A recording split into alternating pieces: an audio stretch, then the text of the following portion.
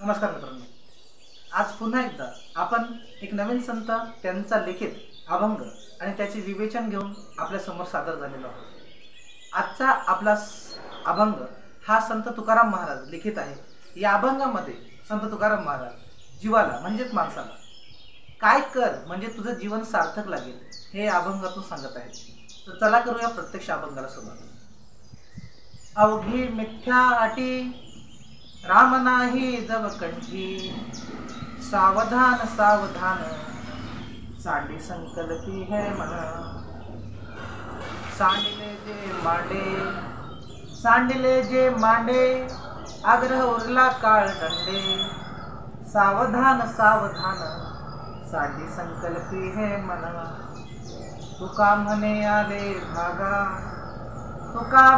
आले भागा देऊने चिंती पांडुरंगा। सावधान सावधान सांडी संकल्पी है मन। तुकाराम महाराज या अभंगामध्ये म्हणतात की माणसा असं काहीतरी कार्य कर की ज्यामुळे काय होईल की तुझा जे जन्म आहे तो सार्थक केला। त्यामध्ये ते आधी म्हणतात की अवघी मिथ्या अटी राम नाही जव कंठी, म्हणजे जे काही धावणं, जे काही पळणं, जो काही संघर्ष, जे काही नित्यकर्म जे चालू आहे ते सगळे मिथ्या अटी आहेत। म्हणजे हा जो हट्ट आहे, हा जो संघर्ष आहे तो मिथ्या आहे। याच्याने तुझं कल्याण होणार नाही। आता जगामध्ये जे काही प्रयत्न चालू आहेत आणि प्रयत्न काही कमी नाही झाले आहेत, अगदी ऊर फुटेस्तोवर प्रयत्न चालू आहेत, परंतु त्याच्याने काहीही साध्य होणार नाही। फार फार तर भौतिक प्रगती होईल, परंतु जी प्रगती या देहामध्ये येऊन साधावयाची आहे ती त्याने होणार नाही। मुंबई सारखी शहरं आहेत ही बंदच होत नाहीत। मुंबईमध्ये शेवटची लोकल ही 2:45ची असते आणि पहिली लोकल ही पहाटे 3ची। शेवटची लोकल पहाटे 2:45ची आणि पहिली लोकल ही पहाटे 3ची। म्हणजे 15 मिनिटाचं ते अंतर आहे, ते बंद असतं आणि तेही नामरूप आहे। प्रत्यक्षात ती शहरं बंदच पडत आहे। मग एवढे प्रयत्न आहेत तरीही काहीही साध्य झालेलं नाही। अजूनही माणसाचं मन हे शांत झालेलं नाही। त्यामध्ये काही ना काही विकार, वासना, संकल्प, विकल्प हे निर्माण होतच आहे। आणि सर्व संतांनी अगदी बुद्धापासून ते पार कृष्णमूर्तींपर्यंत, म्हणजे आताच्या संतांपर्यंत सगळ्यांनी सांगितलं की desire is the root of all suffering and sorrow. म्हणजे ज्या इच्छा, संकल्प, विकल्प आहेत ते सगळ्या प्रकारच्या दुःखाचं मूळ आहे। सर्व प्रकारच्या दुःखाचं ते मूळ आहे। आणि ते काय कर, तू थांबव आणि काय कर। राम महाराज म्हणतायत की अवघी मिथ्या अटी राम नाही जव कंठी।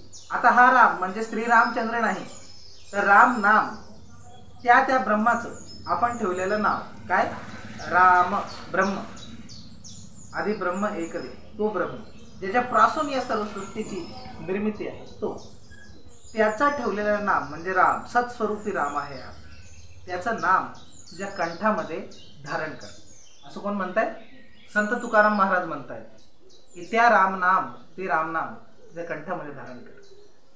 पुढे संत तुकाराम महाराज म्हणतात की अवघी मिथ्या अटी राम नाही जव कंठी, सावधान सावधान सांडी संकल्पी है मन। म्हणजे मनामध्ये कुठल्याही प्रकारचे संकल्प, विकल्प तू निर्माण होऊ देऊ नकोस, कारण हे तुझ्या कल्याणाचे नाहीच।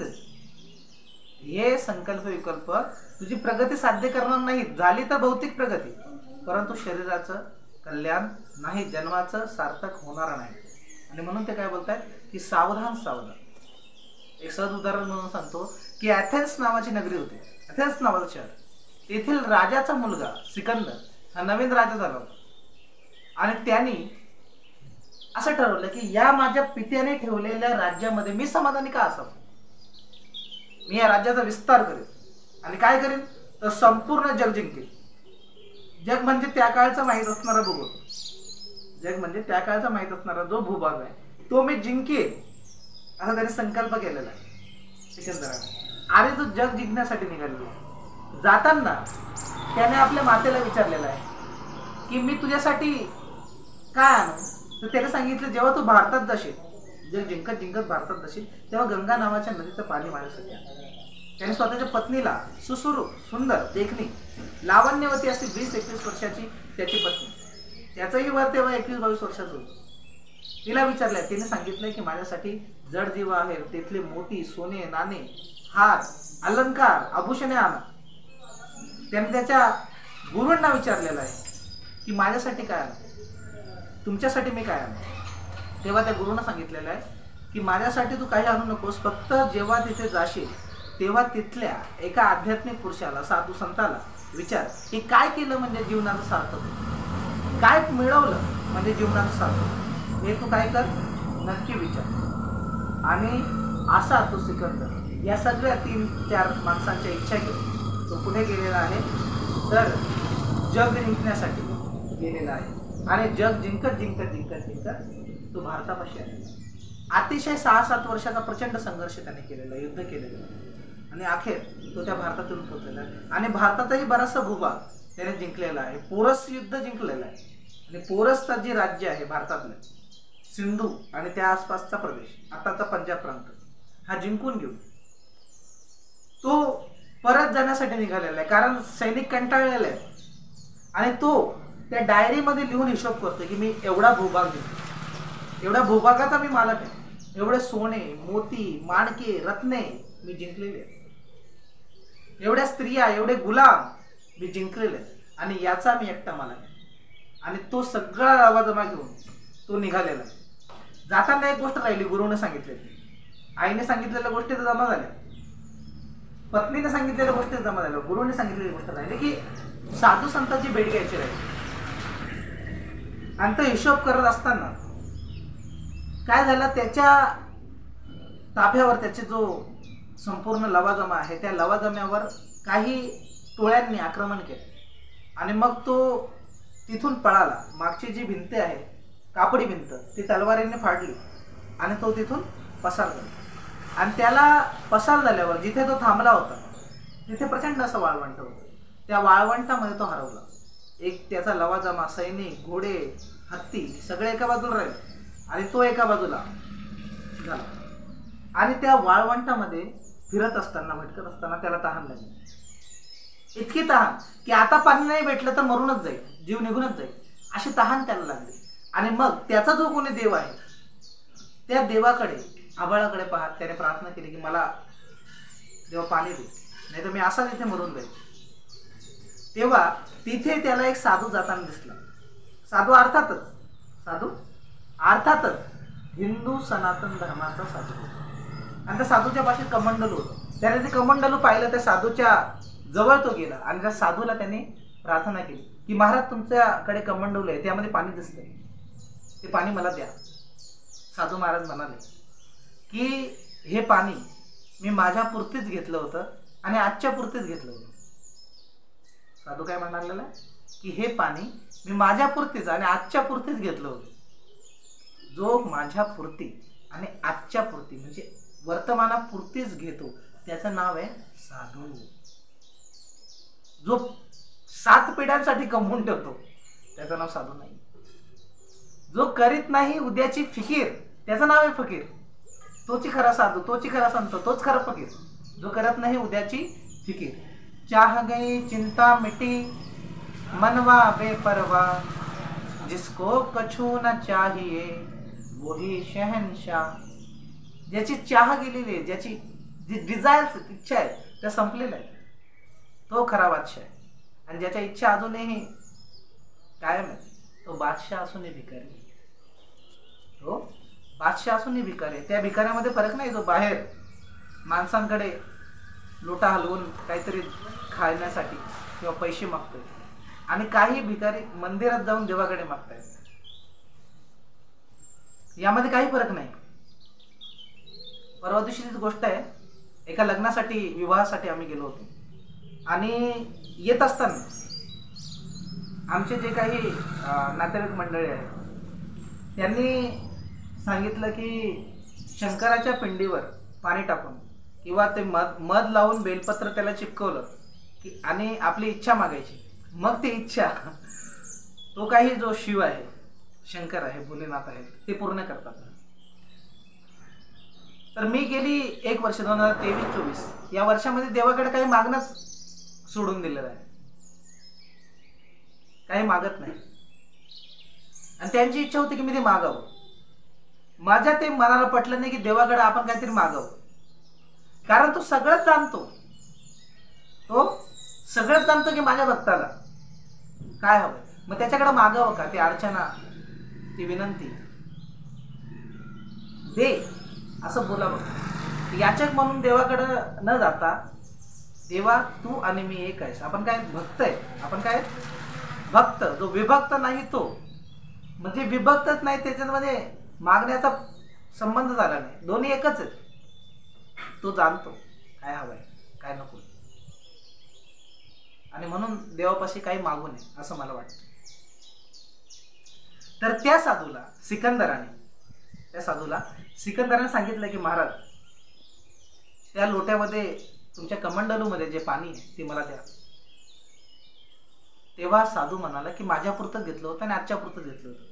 तेव्हा तरी त्याने विनंती केली की मी तुमच्या पाया पडतो, मला ते पाणी द्या, कारण माझा तहाण्याने गळा सुकलेला आहे, माझा जीव निघून जाईल, मला पाणी द्या. मग साधूला दया आली. साधू दयाचा सागरच असतात. साधू संत हे दयेचं सागर असतात. एक वेळ तो उपाशी मरून जाईल पण त्याला पाणी देईल. तर सिकंदराला त्याने ते कमंडलू दिलं आणि सिकंदराने ते कमंडलू घेतलं. आता सिकंदरासारखा व्यक्ती ज्याने जग जिंकलेलं आहे, ज्याच्याकडे संपत्ती अशी आहे की ती मोजता येणं शक्य नाही, त्याला थोडासा अपमान वाटला या गोष्टीमध्ये की मी साधूकडे याचना करून पाणी घेतोय. तेव्हा त्या सिकंदराने साधूला सांगितलं, त्याचा अहंकार जागा झाला की महाराज चिंता करू नका, माझा लवाजमा, माझे सैनिक, माझे घोडे, माझे ताफा भेटला की तुम्हाला मी काय करेन, 100 सोन्यांची नाणी देईल. साधून ते ऐकलं आणि तो कमंडल हिसकावून घेतला आणि म्हणाला की परवडत नाही, म्हणजे 100 सोन्याच्या नाण्यांमध्ये हे पाणी देणं मला तुला परवडत नाही. तो म्हणला महाराज 500 घ्या. महाराज म्हणला देत नाही, जा. महाराज 1000 घ्या, 10,000 घ्या, लाख घ्या. महाराज म्हणाले, साधू म्हणाला मी तुला देणार नाही. तेव्हा सिकंदर अर्धा तास त्यांची विनंती करत होता आणि रक्कम वाढवत होता. अर्ध राज्य घ्या, जिंकलेला अर्धा भूभाग घ्या, अर्धी संपत्ती घ्या, इथपर्यंत तो आला. आणि शेवटी म्हणाला की महाराज मी जे काही जिंकलं आहे ते सर्व तुम्ही ठेवा, पण मला काय करा, ते कमंडलूतलं घोटभर पाणी, वाटीभर पाणी मला द्या. तेव्हा साधूने त्याला तो कमंडलू दिला आणि त्याने आदाशासारखं ते पाणी गट्टन केलं, पिऊन टाकलं. आणि तो साधू स्वतःचा कमंडलू घेऊन तिथून निघाला. आणि मग सिकंदराने त्याला हाक मारली आणि सांगितलं, महाराज राज्य नाही घेणार का, महाराज संपत्ती नाही घेणार का. महाराज म्हणाले, साधू म्हणाला, जर मला तुझी संपत्ती घ्यायची असती तर मी माझीच कशाला सोडली असती आणि कशाला ही भगवी लंगोटी घालून कमंडल हातात घेऊन फिरलो असतो. मग तो म्हणाला की महाराज तुम्ही भाव तर माझ्याशी अर्धा तास करत होतास, त्या घोटभर पाण्यासाठी माझ्याशी भाव तर अर्धा तास करत होतात. तर त्यांनी सांगितलं की हे यासाठी, हा भाव चालू यासाठी होता की मला तुला दाखवायचं होतं की तू जेवढा संघर्ष करू मिळालेला भूभाग, मिळालेली संपत्ती, सोने नाणे, हिरे माणके हे एक घोटभर पाण्याच्याही किमतीचे नाही. हे एक घोटभर पाण्याच्याही किमतीचे नाहीत, हे इतके व्यर्थ आहेत. आणि म्हणून तुकाराम महाराज म्हणतात की अवघी मिथ्या अटी राम नाही जव कंठी, सावधान सावधान साडी संकल्पी हे मनामध्ये कुठलेही संकल्प विकल्प उमलू देऊ नका, येऊ देऊ नका. हे संकल्प विकल्प या आकर्षित करणाऱ्या गोष्टी, ज्या ज्या गोष्टी तुम्हाला दिसतात, या सगळ्या तुम्हाला आकर्षित करणाऱ्या गोष्टी त्या तुम्हाला मारून टाकण्यासाठी जन्माला आलेल्या, तुमचा नाश करण्यासाठी, तुम्हाला भटकवण्यासाठी, तुमचं आयुष्य व्यर्थ घालवण्यासाठी जन्माला आलेल्या. हे दिसणाऱ्या 4 व्हीलर 2 व्हीलर, हे बंगले, इथं काय कायम राहायचं नाही बंगले बांधून राहण्यासाठी. जे आहे जशी आहे त्या झोपडीमध्ये काय करायचं, समाधान राहायचं आहे. म्हणून महाराज म्हणतात, सावधान सावधान सांडी संकल्पी हे मन, सांडिले ते मांडे आग्रह उरला काळ दंडे, सावधान सावधान उगवी संकल्पी हे मन. उगवी उगवणार, सांडी म्हणजे सोडून दे, हे मन काय कर, सोडून दे. हे संकल्प विकल्प करणारं मन टाकून दे. मन हा मोगरा अर्पुन ईश्वरा, आता या संसारा येणे नाही. म्हणजे मन एकदा निवृत्त झालं, मनोनिवृत्ती परमशांत. मनाची निवृत्ती झाली की परमशांती प्राप्त होते. परमशांतीचंच नाव मोक्ष आहे. म्हणजे आता या संसार परत यायचं जायचं नाहीये. आता काय झालं, अद्वैत एक झालो, आता परत येणे जाणे नाही. अशा प्रकारे कर. आणि काय कर, आग्रह उरला काळ दंडे, म्हणजे काळ म्हणजे यम, हा सगळं काही नष्ट करतो. लक्षात घ्या, कितीही काही मिळवा, एकदा या शरीरातून प्राण सुटला सगळं असं गळून पडतं की जसं नव्हतंच, सब छूट जात आहे, काही राहतच नाही. आणि म्हणून महाराज म्हणते की आग्रह उरला काळ दंडे, सावधान सावधान, उर्वी संकल्पी हे मन, सांडी संकल्पी हे मन. शेवटी तुकाराम महाराज म्हणतात की तुका म्हणे आले भागा, तुका म्हणे आले भागा, देऊनी चिंती पांडुरंगा, सावधान सावधान, उर्वी संकल्पी हे मन, सांडी संकल्पी हे मन. तुकाराम महाराज म्हणतात जे जे भाग्याला आलेलं आहे, जे जे भेटलेलं आहे, जसं जसं भेटलेलं आहे तसं तसं काय करा, त्यात समाधानी राहून सुखी व्हा. मनात कुठलेही संकल्प विकल्प आणू नका. आणि काय करा, तुमची सगळी चिंता, तुम्हाला जे जे मिळालं ते आणि जे जे मिळालं नाही ते, तुमचे सगळे कर्म काय करा, सर्व धर्मान परित्यज्य मामेकम शरणं, देवाच्या ठिकाणी अर्पण करा. ते काय करा, सर्व काही जे आहे ते देवाच्या ठिकाणी. देवने चिंती पांडुरंगा, सावधान सावधान, उर्वी संकल्पी हे मन. तर ते सर्व काही त्या पांडुरंगाच्या ठाई, म्हणजेच त्या ईश्वराच्या ठाई तुम्ही अर्पण करा. तुम्ही जो काही ईश्वर मानता, जो शिव, विष्णू, हनुमान, हनुमंतराय, जे जे काही एक्सपायटेड, अल्लाह, गुरु नानक, जे जे काही Yeshu, I am a son of God म्हणणारा येशू, याच्या ठिकाणी अर्पण करतो. त्याला शांतीला प्राप्त व्हावं, शांतीला प्राप्त. तर मी हेच सांगतो, सावधान सावधान, सांडी संकल्पी है मन. रामकृष्ण.